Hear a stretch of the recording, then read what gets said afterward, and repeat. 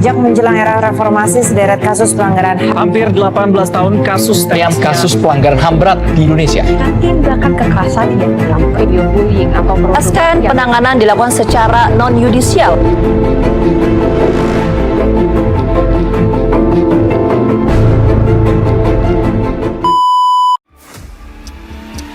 Apa yang sebenarnya terjadi? Mengapa hal ini bisa terjadi? Bagaimana pemerintah menyikapi hal ini?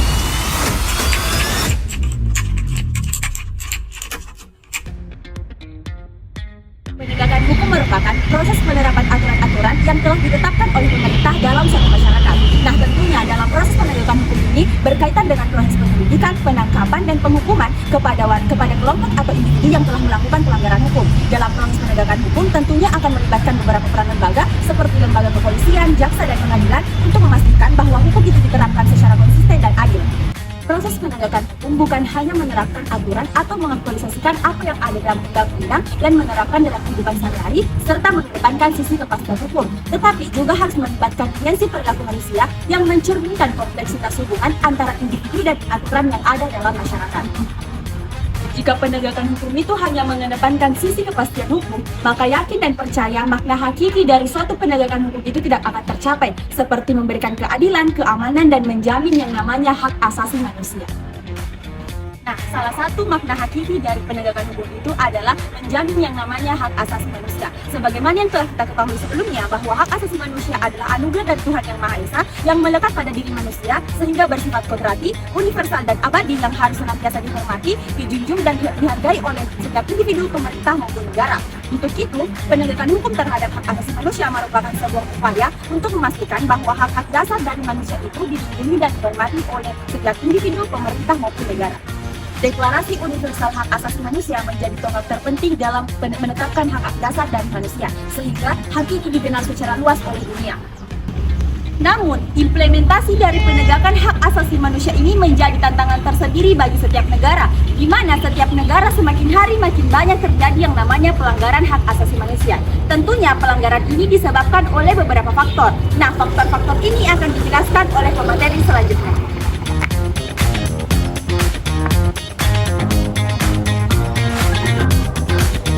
Faktor penyebab terjadinya pelanggaran hak asasi manusia. Adapun faktor-faktor penyebab terjadinya pelanggaran hak asasi manusia ada dua. Yang pertama, faktor internal, di mana faktor internal sendiri merupakan faktor yang penyebabnya berada di dalam diri seseorang, seperti memiliki sikap egois dan mementingkan diri sendiri, kurangnya kesadaran terhadap hak asasi manusia, dan tidak memiliki sikap toleransi.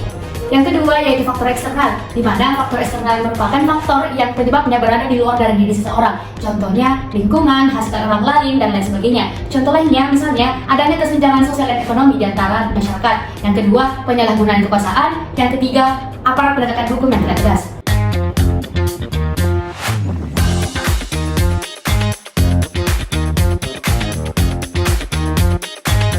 Peraturan perundang-undangan yang ada pada instrumen hukum hak asasi manusia merupakan pengaruh dari keadaan sosial, ketidakadilan, dan pelanggaran kemanusiaan yang ada di Indonesia. Adanya instrumen hukum Indonesia merupakan perjuangan dari masyarakat Indonesia terhadap korban yang tidak sejalan dengan kekuasaan yang secara politik adanya pembatasan terhadap hak asasi manusia. Adapun instrumen hukum hak asasi manusia, beberapa di antaranya yang pertama yaitu TAP MPR nomor angka Romawi 17/MPR/1998 tentang hak asasi manusia, di mana keputusan tersebut dikeluarkan pada masa reformasi dan membahas tentang hak asasi manusia. Beberapa poin penting diantaranya yaitu melibatkan komitmen untuk melindungi, menghormati, dan juga menegakkan hak asasi manusia. Dalam konteks tersebut merupakan bagian dari upaya pemerintah Indonesia untuk menegakkan hak asasi manusia setelah terjadinya perubahan politik pada tahun 1998. Undang-Undang Dasar 1945 setelah amandemen yang mengatur pasal khusus tentang hak asasi manusia. Setelah melalui serangkaian amandemen, Undang-Undang Dasar 1945, Indonesia mencakup pasal khusus mengatur tentang hak asasi manusia, di mana amandemen tersebut bertujuan untuk memperkuat perlindungan hak asasi manusia di Indonesia. Pasal-pasal yang terkait yang mengatur tentang pelanggaran hak asasi manusia yang terkait dalam Undang-Undang Dasar 1945 terdapat pada bab 10A pasal 28. Selanjutnya yaitu Undang-Undang Nomor 39 Tahun 1999 tentang Hak Asasi Manusia, yakni merupakan peraturan perundang-undangan yang dikeluarkan untuk memperkuat perlindungan dan kemajuan hak asasi manusia. Beberapa poin penting diantaranya yaitu yang pertama, mendirikan Komisi Nasional Hak Asasi Manusia atau Komnas HAM. Yang kedua yaitu prinsip hak asasi manusia. Yang ketiga, perlindungan hak asasi manusia. Yang keempat, penyelidikan dan penyelesaian tentang pelanggaran hak asasi manusia. Dan yang kelima yaitu pendidikan hak asasi manusia.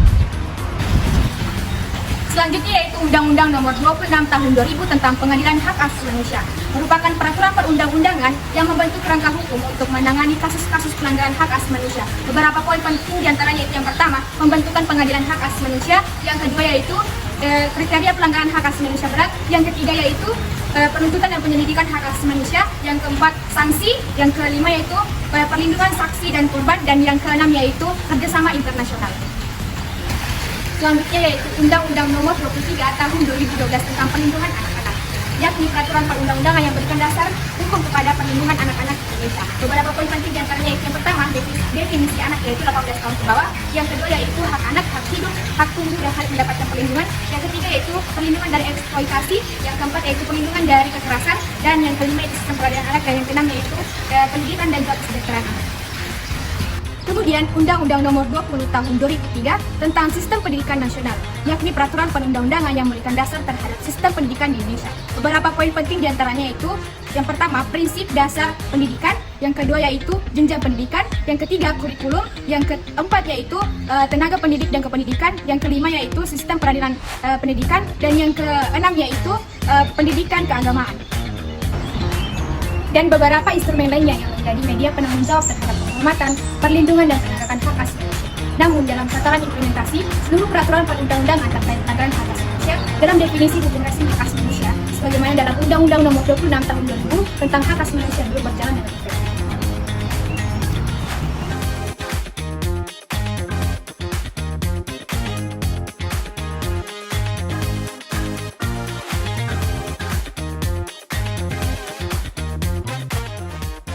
Lembaga negara dalam penegak HAM terbagi atas tiga. Yang pertama, Komisi Nasional Hak Asasi Manusia, yang dimana penegakan HAM di Indonesia terjadi ketika munculnya keputusan Presiden nomor 129 tahun 1998, yang dimana berisi tentang rencana aksi nasional hak-hak asasi manusia pada tahun 1998 sampai dengan tahun 2003, yang dimana berisi tentang dalam rangka penegakan HAM di Indonesia dan juga dengan segala ketentuan dan aturan yang ada. Kemudian, langkah konkret selanjutnya yakni pembentukan Komisi Nasional Hak Asasi Manusia atau biasa disebut dengan Komnas HAM, yang dimana pembentukan Komnas HAM terdapat di dalam Undang-Undang Nomor 39 Tahun 1999 yang dimana berisi tentang hak asasi manusia atau HAM. Kemudian, dengan diundangkannya Undang-Undang HAM, maka telah diamanatkan negara untuk menegakkan dan melindungi hak asasi manusia dalam warga negaranya. Selanjutnya, lembaga negara penegak HAM yang kedua yaitu Komisi Perlindungan Anak di Indonesia, yang dimana Konvensi Hak Anak di Indonesia telah diatur di dalam Keputusan Presiden Nomor 36 Tahun 1990, yang dimana berisi tentang pengesahan Convention on the Right of the Child atau Konvensi Atas Hak Anak. Kemudian, adapun perlindungan anak di Indonesia diatur di dalam Undang-Undang HAM dan juga secara spesifiknya diatur di dalam Undang-Undang Nomor 26 Tahun 1990 tentang perlindungan anak. Kemudian, lembaga negara dalam penegak HAM yang ketiga yakni Komnas Perempuan. Meskipun di dalam hak asasi manusia telah memandang kesetaraan antara laki-laki dan juga wanita, namun hak wanita telah diatur di dalam Undang-Undang HAM yakni Undang-Undang Nomor 39 Tahun 1999 tentang hak asasi manusia, yang dimana hal tersebut didasari oleh ketidaksetaraan dan juga kekerasan terhadap wanita. Selanjutnya, lembaga peradilan dalam penegak HAM terbagi atas dua. Yang pertama, Pengadilan HAM dan juga Mahkamah Konstitusi. Yang pertama, Pengadilan HAM. Keberadaan Pengadilan HAM merupakan terobosan yang sangat signifikan bagi penegakan HAM itu sendiri, yang dimana terdapat beberapa kasus yang harus diselesaikan oleh Pengadilan HAM itu sendiri, yakni kasus Trisakti, kasus Semanggi I, dan juga kasus Semanggi II pada tahun 1998, yang dimana Komnas HAM tersebut telah menyelesaikan kasus ini dan harus diajukan kepada Pengadilan HAM dan diselesaikan dengan cara prinsip-prinsip yang dikenal dengan accountability principle atau dikenal dengan prinsip akuntabilitas, yang dimana Pengadilan HAM harus menyelesaikan kasus tersebut secara fair dan imparsial, yang dimana kasus tersebut akan menguji kejahatan-kejahatan yang telah dilakukan oleh penjahat kasus tersebut.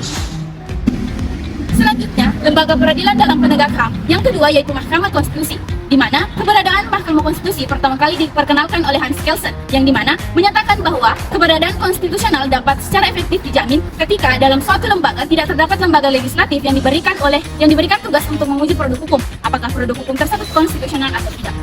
Dengan demikian, konsep constitutional review merupakan ide dasar sebagai pemerintahan modern yang demokratis.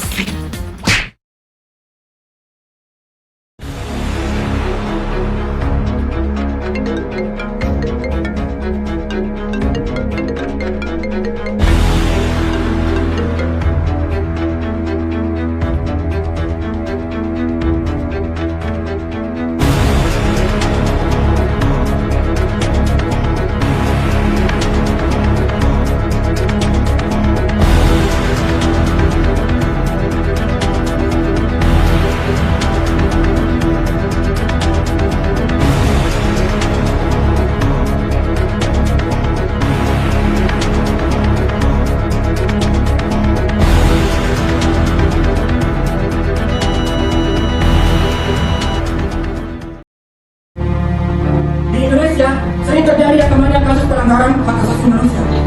Salah satunya yaitu kasus pembunuhan yang melibatkan seorang aktivis HAM yaitu Munir Said Talib atau yang akrab dipanggil dengan sebutan Munir, yakni pada tanggal 7 Desember 2004, di mana Munir berencana untuk melanjutkan pendidikan S2-nya di Universitas Belanda. Namun dalam perjalanan, Munir ditemukan tewas di Bandara Schiphol Amsterdam. Setelah dilakukan penyelidikan, ditemukan racun jenis Acinetum di dalam makanan dan minuman yang telah konsumsi Munir. Kemudian pada tahun 2005 dilakukan rekonstruksi secara tertutup di Bandara Soekarno-Hatta yang melibatkan Polikarpus atau pilot sebagai tersangka di dalam kasus pembunuhan berencana Munir, sehingga dijerat dengan hukuman penjara, hukuman kurungan 14 tahun penjara.